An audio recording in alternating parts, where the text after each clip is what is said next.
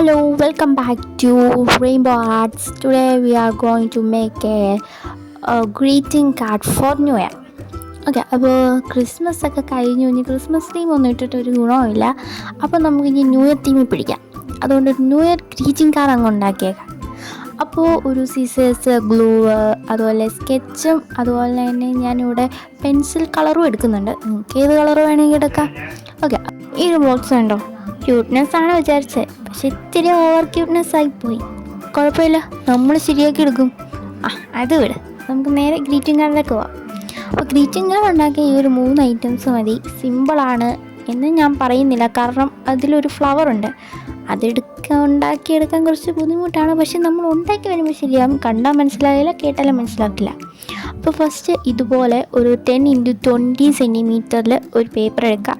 അതിനെ നമുക്ക് 2ആയിട്ട് ഫോൾഡ് ചെയ്യണം. എന്നിട്ട് അതിൻ്റെ മുകളിൽ നല്ലൊരു താജ്മഹൽ നമുക്ക് പണിഞ്ഞെടുക്കണം. താജ്മഹൽ എന്ന് പറയുമ്പോൾ നമുക്ക് അതിൻ്റെ മുകളിൽ ഒരു ഇമോജിയൊക്കെ വരച്ചു കൊടുക്കണം. അപ്പോൾ ഞാനിവിടെ ബ്ലാക്ക് മാർക്കർ എടുത്തിട്ട് ഇമോജീസ് വരച്ചു കൊടുക്കുകയാണ്. ഇപ്പോൾ ഒരു കണ്ണും അതുപോലെ തന്നെ വായുമൊക്കെ വരച്ചിട്ട് നല്ലൊരു ക്യൂട്ടായിട്ടുള്ള ഇമോജിയാണ്. ക്യൂട്ടാണ് വിചാരിച്ചത്, അത് എന്തായെന്ന് എനിക്കറിയില്ല. അപ്പോൾ അങ്ങനെയൊക്കെ വരച്ചെടുക്കുക. അത് നിങ്ങളുടെ ഇഷ്ടം, നിങ്ങളുടെ കയ്യിലേക്ക് ഇട്ടിരിക്കുന്നു. ഇതിനകത്തുള്ള ഡെക്കറേഷൻസ് കാര്യങ്ങൾക്ക് നിങ്ങളുടെ കയ്യിൽ തന്നെ ഇട്ടിരിക്കുന്നു. അപ്പോൾ അതിനകത്ത് ഞാനൊരു ബ്ലഷും കാര്യങ്ങളൊക്കെ ഇട്ടിട്ടുണ്ട്. അതുപോലെ ഇതുപോലെ പേന വെച്ചിട്ട് ഇതുപോലെ അറ്റത്ത് ഇങ്ങനെ ഡോട്ടായിട്ട് വര എനിക്ക് സത്യം പറഞ്ഞാൽ അതെന്താണെന്ന് മനസ്സിലായിട്ടില്ല. ഞാനൊരു വീഡിയോ കണ്ടാണ്, അതുപോലെ തന്നെ ഞാൻ കോപ്പി അടിച്ച് വെക്കുന്നു. അത്രയേ ഉള്ളൂ. ഇതെൻ്റെ കഴിവൊന്നും അല്ല കേട്ടോ, യൂട്യൂബിൻ്റെ കഴിവാണ്. യൂട്യൂബിലുള്ളവർ വീഡിയോ ഇടും, അത് നോക്കി ഞാൻ എടുത്ത് കോപ്പി അടിച്ച് ഉണ്ടാക്കിയിടും. അത്രയേ ഉള്ളൂ. അപ്പോൾ ഇനി അടുത്തത് ഇതിൻ്റെ ഫ്ലവർ ഉണ്ടാക്കാനാണ്. കുറച്ച് മെനകേടാണ് സംഭവം. വീഡിയോ ഉണ്ടായാൽ നിങ്ങൾക്ക് മനസ്സിലാവില്ലെങ്കിലും ഉണ്ടാക്കുമ്പോൾ നിങ്ങൾക്ക് നന്നായിട്ട് മനസ്സിലാവും. സത്യം പറഞ്ഞാൽ ഞാൻ ഇത് 2-3 തവണ ഉണ്ടാക്കിയപ്പോഴാണ് എനിക്ക് കിട്ടിയത്. സത്യം പറഞ്ഞാൽ ആദ്യം ചെയ്തപ്പോൾ എനിക്ക് നല്ലോണം ബുദ്ധിമുട്ടി. ആ ഒരു ക്ലിപ്പ് ഞാൻ ഇടുന്നില്ലെന്നേ ഉള്ളൂ. ഇത് ഒറ്റ ട്രയലൊന്നും ശരിയാകത്തില്ല. 2-3 പ്രാവശ്യം നമ്മൾ നോക്കും, അന്നേരം അങ്ങ് ശരിയായിക്കോളും. അതിൻ്റെ കാര്യത്തിൽ നമുക്ക് ടെൻഷൻ വേണ്ട.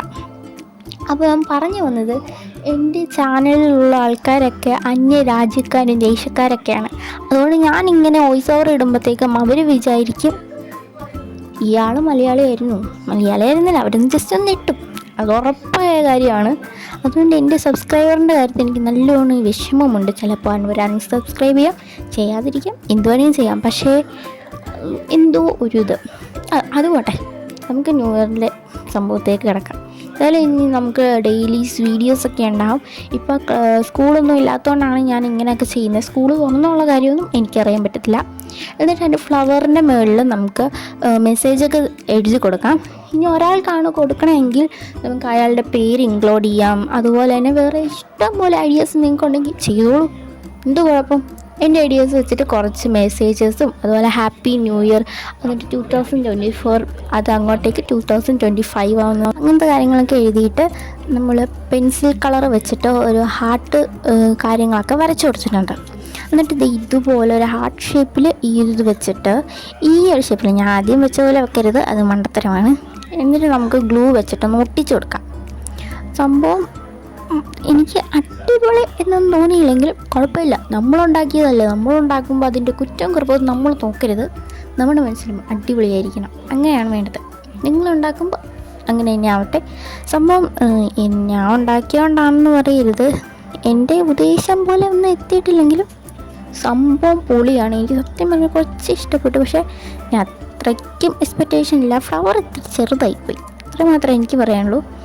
അങ്ങനെ ഇത് നമ്മളൊന്ന് ഒട്ടിച്ചെടുത്ത് കഴിഞ്ഞിട്ട് നമുക്ക് വേറെ ഏതെങ്കിലും സ്കെച്ച് കളർ കൊണ്ടോ എന്തെങ്കിലും അതിൻ്റെ മുകളിലും താഴെയൊക്കെ ആയിട്ട് നമുക്ക് മെസ്സേജസ് എഴുതി കൊടുക്കാം.